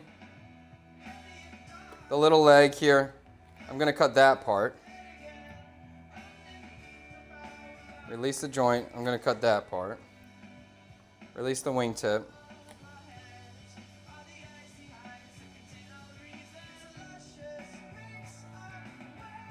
And this is just, if you've never seen this, is a black chicken. They call this a very medicinal chicken. We'll cut the head off. All right, now, God, it's so hard to get inside here. It's so small. I can't even see. Usually you can kind of see inside the cavity. I can't even see inside the cavity.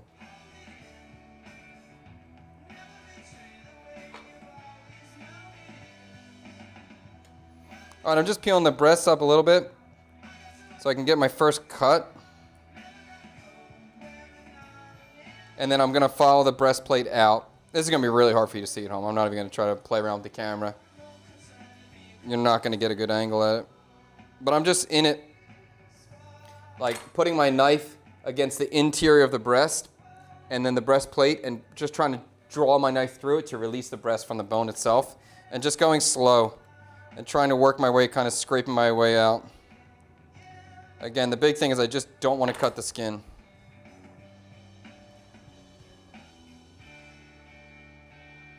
And the idea would be that we stuff this completely so that when we pull the whole bird out of an oven, that there's no longer any bones to deal with. We could just cut through it. And that would just be, like, just bring the whole carcass, just cut through, carve.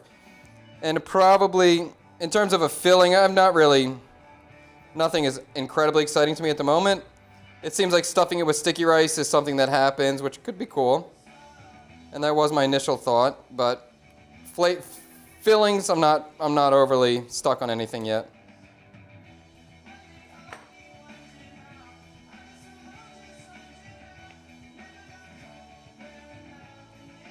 You can kind of think you're just kind of making little slices and slowly opening it up for you to get better view on what to cut away from.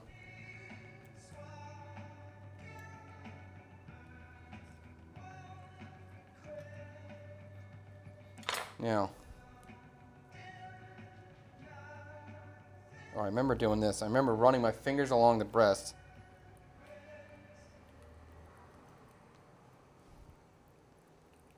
It looks like a pterodactyl. So there we go. Now we're starting to get some releasing of the... It's hard to see with this black too. You can't even tell. But now the bone is out of here. So the breast is being pushed off.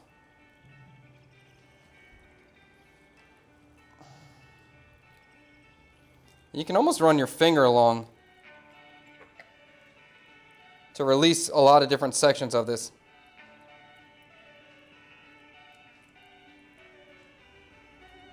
My main focus right now is just removing the breast, the center carcass.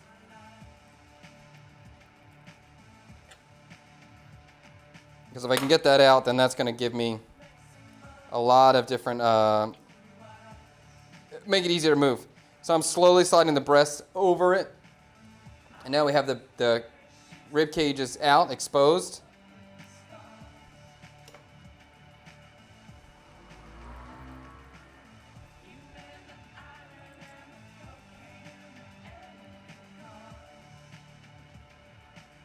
Okay.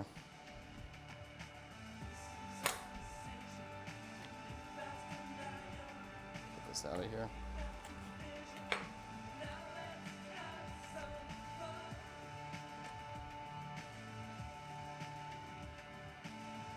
I don't remember the last time I did that. I think I did this with quail before. I remember doing it with quail. But it was a pain in the ass. And this is even smaller than a quail.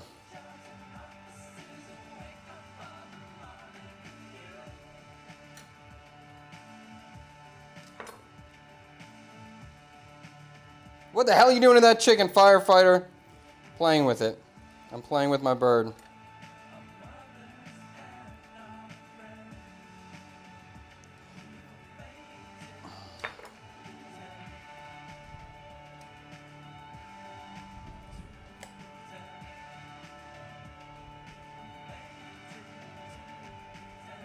It's hard too because this skin is thinner than a larger chicken.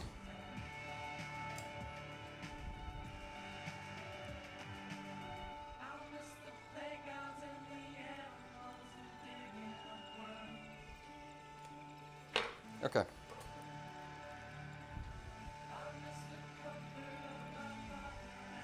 It's kind of nice. It's smaller than the normal chicken, but it releases from the bone easier, so you can actually just kind of pull it with your fingers.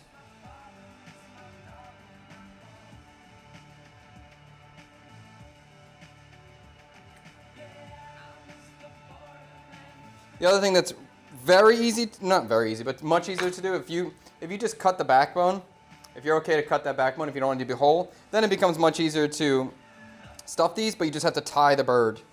And so you kind of visually, maybe I should just do that, that would be easier. But you visually lose kind of the shape of the bird. You more get a, like a round sort of cylinder, which is still cool, but not quite as magical.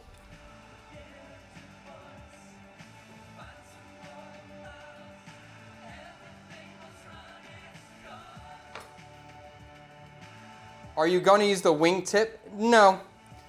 I would use the wing. The wing tip I would just make a stock. With all this trim, I'd throw this in a pot and make stock for this and make some sort of sauce. Probably what I would do is make like a stock and then soak the rice in the stock and then stuff this with the rice.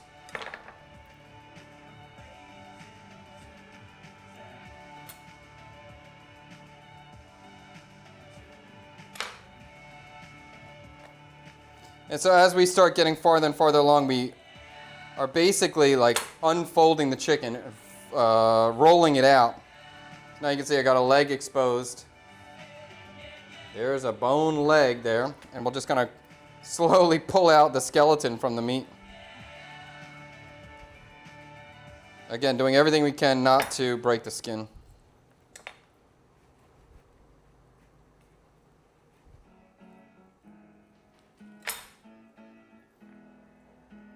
You're right, the chilies for pho and Holti will usually range from green to orange. Okay, yeah, so they're super hot ones. Those are a different style of chili, another level of heat. I love it. One of my favorite chilies in the country. It's just too hot for this kind of stuff. I usually use that chili I blend it and make a puree, and then I can control how much is going into whatever I'm making, so I don't blow people out with that kind of stuff.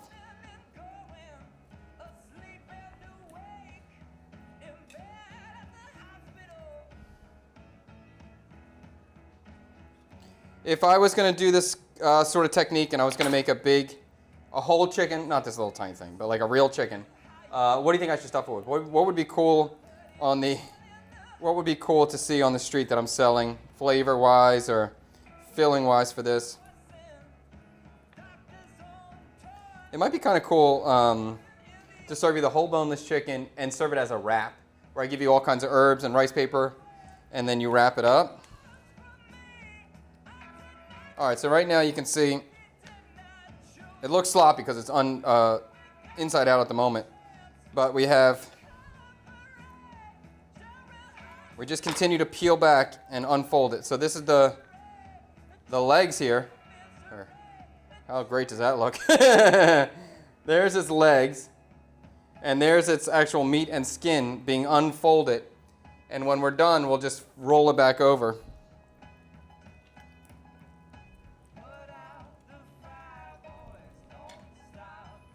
Getting a little harder to see down here. Everything's black too. That doesn't help.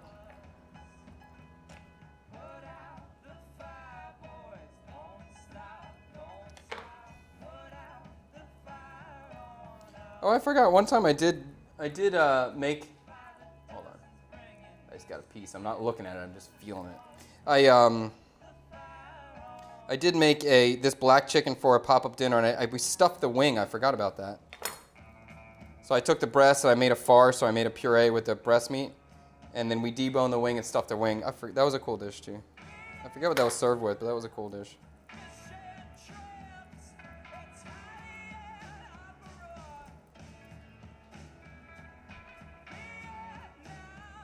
Oh man.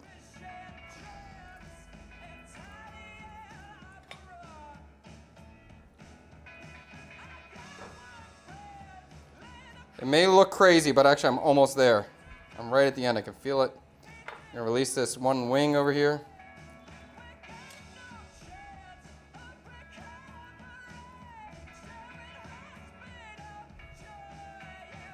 We got that. We got that. Let's break this.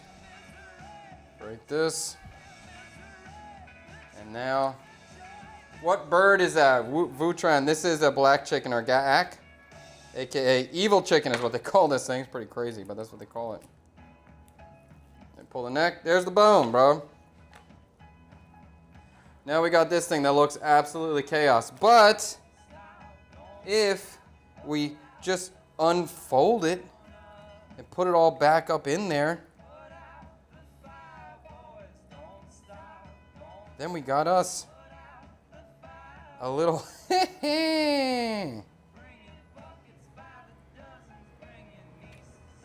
We gotta fold this leg out and then we'll be there. Well, that worked. Been a while, but still got it.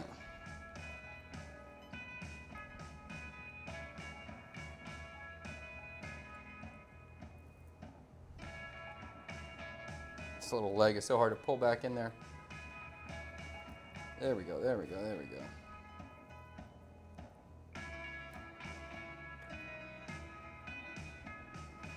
Okay, there you go. You got a little bird deboned, and its skin is maintained on both sides. So we literally could fill this now. The only bone in here is this little wingtip. There's two little wingtips in there. Everything else is completely deboned. And then we have our carcass, which just looks sad. Looks so pathetic. So sorry, dude.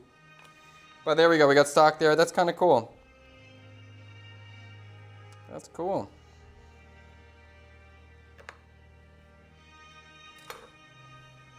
Cool. I do have some rice that I've just soaked. I don't really know if this is going to work or not. Mostly because the chicken's so small.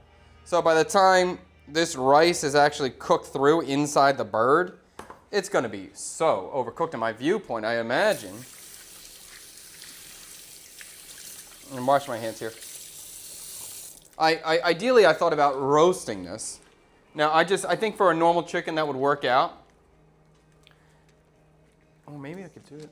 Maybe I could just steam it. And then after I know it's cooked through, then I could finish it in the oven or finish it even in the oil, fry it, or even on the grill. Let's try that.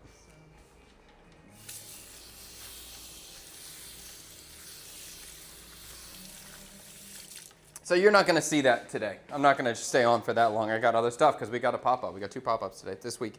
But I'm going to stuff this with the rice. We'll strain the rice. We'll season it with something. We'll stuff it in the bird, and then maybe I'm just going to steam the bird whole.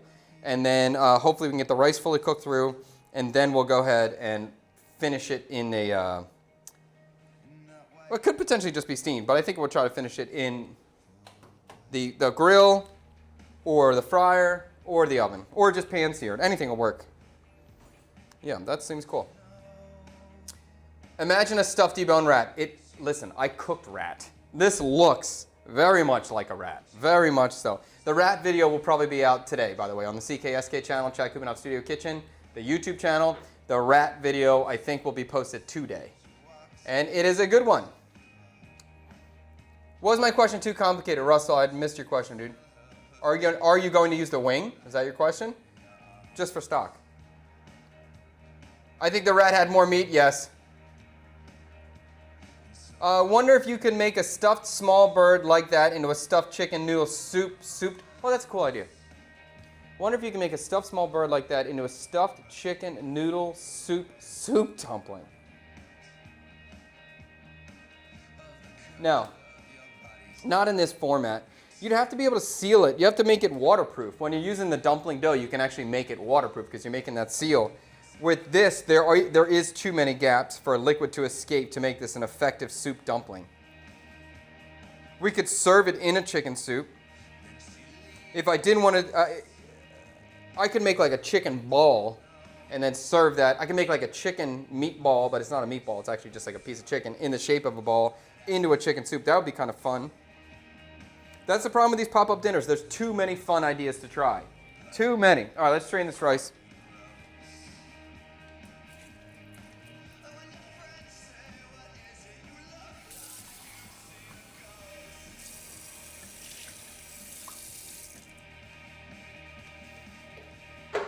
All right, so with the rice, I don't know. I'm going to keep it pretty simple. Maybe I should do I have some fruit? Oh, I'll put some of that stuff in there. I know what I'm doing.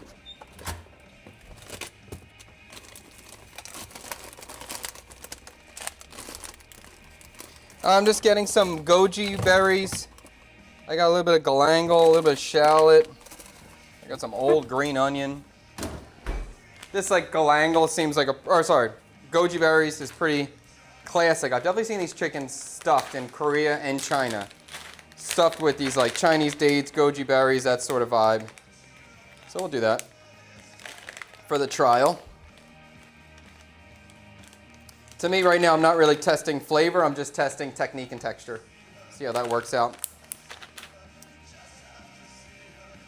Have you heard of the dish lom ta? Lom ta. Lom, I assume it's an intestine or an organ of some kind. Ta, I've never heard of ta. I don't know what that means. Too many options is not a problem, but a challenge. It's a little bit of a problem. I can get too excited really quick. All right, so I got the. I don't want to use this knife. That's nice. Too delicate for this. Maybe I'll just grate it.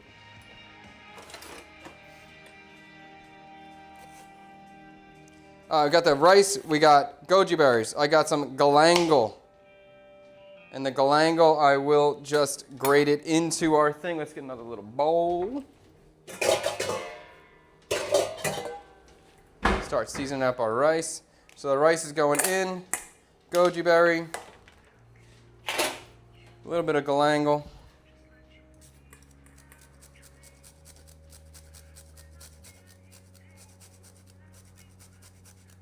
If you don't know, galangal is kind of like a ginger type vibe, a little bit more floral, a little bit smells more like a flower.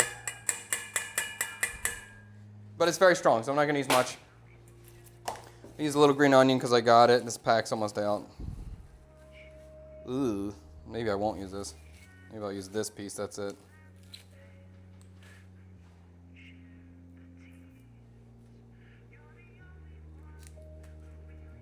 Okay.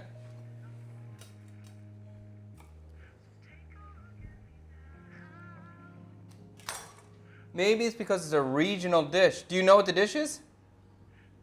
Lom ta. Let me look it up. Have you not tried it before, or is that something I should know?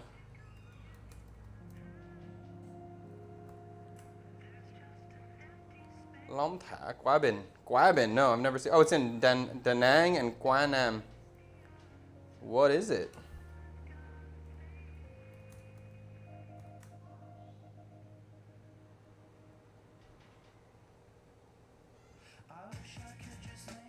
Turn around, turn around. Lom thả tiếng Anh. There's so much I need to say to you. Offal soup, giblet soup. Okay, no, never had it. We're gonna cut the green onion decent size, not too small. We'll go right in our rice, and that's it really. I don't think there's gonna be too much complication going on in here. A little salt, nothing too crazy. Maybe a little white pepper. Maybe a little turmeric.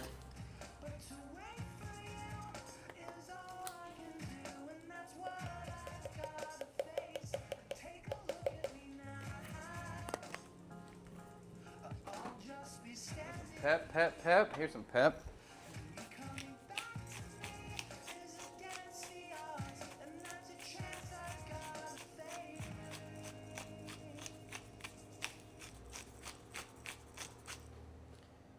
Yeah, from Wang Nam. So that's why I haven't seen this dish since I moved to Saigon 3 years ago. Oh, bummer. Oh, so you're missing some hometown food. Oh, bummer. Sorry about that. Maybe somebody can hook you up with the spot in Saigon to get it. Usually there's somewhere in Saigon to get everything, regardless of what dish you're craving at that time.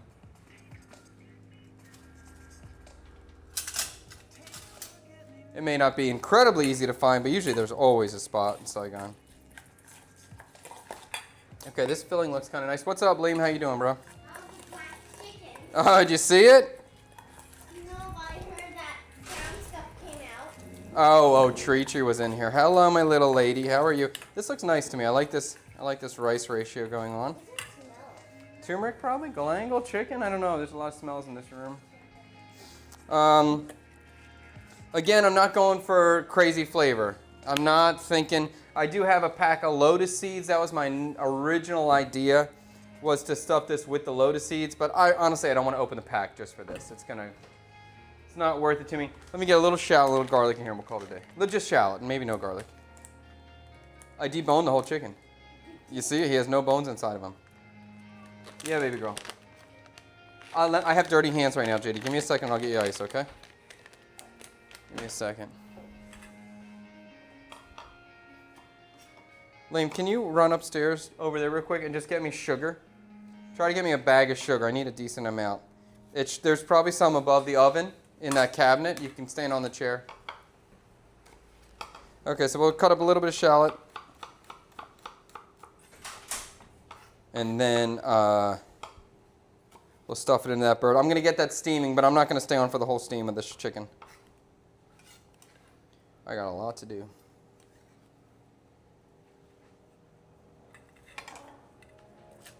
Okay.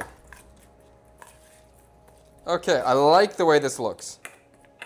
I think this is quite attractive with the goji berries in here, the shallot, a little bit of turmeric on the rice. It looks super nice. Let's try to stuff this bad boy. So we should be good to go to just fill them on up. We got a cavity. We can start throwing it in here.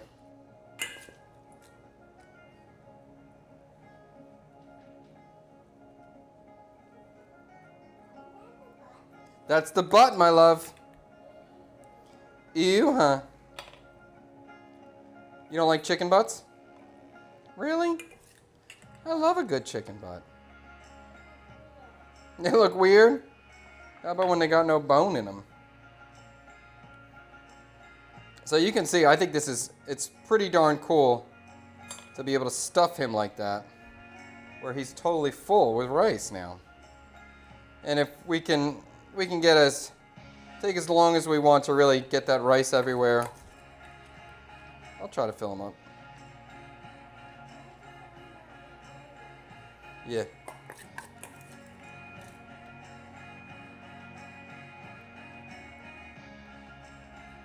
Yeah, baby.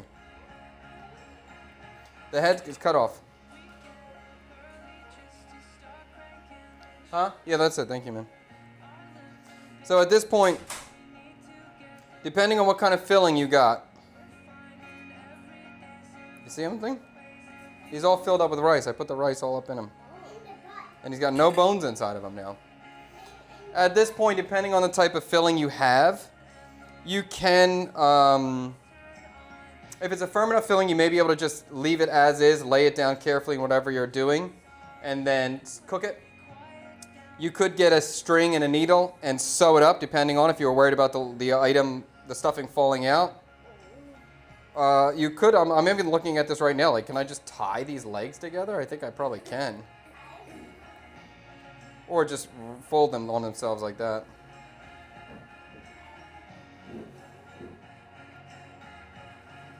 So there we go. We got a, whoa, he's juicy. He's juicy. He's juicy. Nothing, it's just juice. So we now have a completely stuffed bird. Stuffed with rice, goji berries. Yeah, it's a chicken, baby. Chicken can fly. Yes, they can. They can't fly far, but they can fly. Huh? It depends on what kind of chicken it is, but they can fly. Yep. I'm just looking at the legs here. Do I want to tie this? I don't want to tie it, honestly. And I'm trying to think, can I tie these legs? Can I just cross them? Or do I just leave it, like just filled? I mean, this rice is going to swell up as it cooks. So it should kind of seal itself into this item. As long as I don't move it, as long as I just steam it, it probably will be perfectly okay. Just sitting. I could also toothpick it if I didn't want to sew it with string. Maybe toothpick is a good idea. What are you laughing at? You think it's wacky?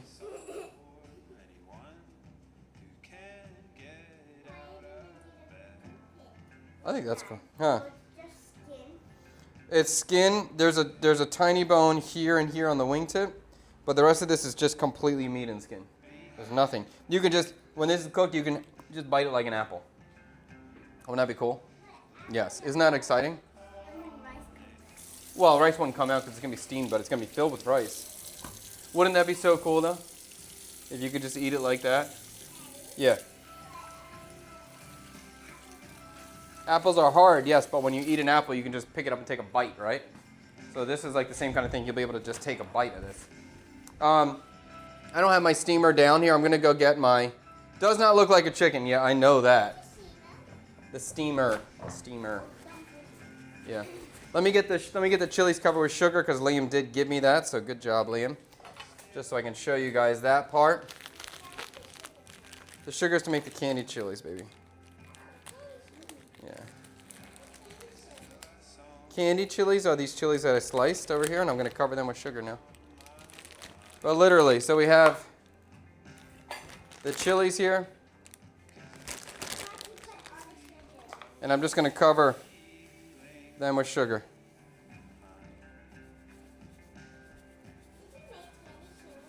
Many times. I'm doing it right now.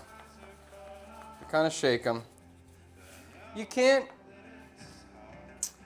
It's not a clear recipe. Don't get too stressed. It's hard to... You can't put too much. It's impossible to put too much. And... What? Enough. Huh? I did. Thank you. Okay. You can't put too much because it's not going to do any problem if you add too much. And that seems appropriate to me. Everything's kind of coated with sugar. There's a little bit on the bottom. As this sits, it will melt. It will cover itself. That's enough. I'm going to put a pinch of salt on as well. And then we should be good with this one. And the same thing with those green ones that we saw. The green ones I'm going to put more sugar on because they're not cut, right? They're not exposed. They don't have their cell walls broken where liquid is going to leach out easily. This is going to take longer for this breakdown to start to occur. So I want to have a little bit more sugar on this so it can have... It'll be more easily covered because there's more sugar to cover it. I guess would be my phrasing on that. If these were cut, I would be able to put less sugar, but I want to make sure that these are covered to help preserve them. The sugar is just like salt. It will preserve your food items for a period of time. So we'll let these sit. I think the red ones that are sliced, again, about 12 hours. You want to let them sit, and then they'll last for months. These green ones I probably won't use for at least 3 days, maybe even a week. because they're going to take longer for that sugar to do its job in there. That's it. I'm going to throw this chicken into that looks so good. I'm going to throw the chicken into the steamer. I'm probably going to steam it for about 40 minutes, maybe an hour. Actually, it's probably going to be more. Well, the rice has been soaking, so the rice won't take that long to cook. But let's start about 40 minutes, I'm going to say that. And I'll take pictures and I'll throw it on Instagram stories and TikTok stories for you guys that are interested and want to see the results of it. And then we'll just do a cross section and cut it and see what it's like. But I'll cut that tonight. Chad, what is the dish tonight? The dish, no dishes tonight. It's all testing today. All testing. And actually, I'm getting ready to sign off. I got to go today. Right now, I'm going to make all the marinade for the banh mi's for the pork. I'm going to make the mayonnaise today. And then I built another pond upstairs. I'm going to go buy some guppies. You don't know that yet. I'm going to go buy some guppies later today and then go shopping at Lotte Mart. Busy week. If you're unaware, Banh Mi pop-up this Thursday. Book your banh mi at team@checkyourwinner.com. And we have a VIP dinner this Saturday. I think we have a VIP dinner almost every Saturday right now for the next couple weeks. We're getting booked out. So if you're interested in one of those dinners and you are traveling up here, make your reservation soon. I'm cooking for 4 people. That's it. 4. Maybe 6 at the absolute most. If I get 2, 3 tops, I'll take it. But I prefer 4 people. So this room fills up like immediately. 1 table is all we need to get booked out. So if you're interested, book your ticket early because it's not going to be easy to get in. Okay. The chicken is absolute. JD. You can't do stuff like that in here. Okay? There's too much expensive equipment in here. All right, so you need to go sit over here and do not move chairs around here. Yeah, don't touch the camera. We're going to call it like that. All right. Oh, the chicken you're cooking can be used in ingredients in lomtat. Oh, okay. All right. We're going to come to an end. Again, I'll steam this chicken. I'll show you pictures on stories on TikTok and Instagram later. And that's going to be it for today. We will be streaming on Wednesday again. Potentially, Lila might pop in Wednesday to say hi and just kind of come here the day before the stream, or the day before the banh mi pop-up. Chef, can you film your banh mi prep? We're going to film, not stream it. I'll do a little clips here and there. But Tang's been documenting all kinds of banh mi stuff. So there'll be more and more content from the banh mi's coming up. So I definitely see it Dark Night. And again, I can't stream in the basement yet. We do not have the network capabilities yet. We don't have the internet down there. But I'm prepping in the basement a lot now, and it's great. It's so nice to prep down there. Feels good. And just to have a big sink and a big table next to each other, it's a really nice place to actually get work done. This is a good place to make a show, but if I really need to put my head down and get shit done, this place is not the best. There's no great sinks here. That's it. Let's call this a day. That's it. Yeah, I'll show you the chicken later once it's fully cooked, and I'm going to go on and get ready for the pop-ups this week. See you guys on Wednesday. Wait, the chicken isn't done yet? It's not cooked. You want to eat that? No, I didn't cook it.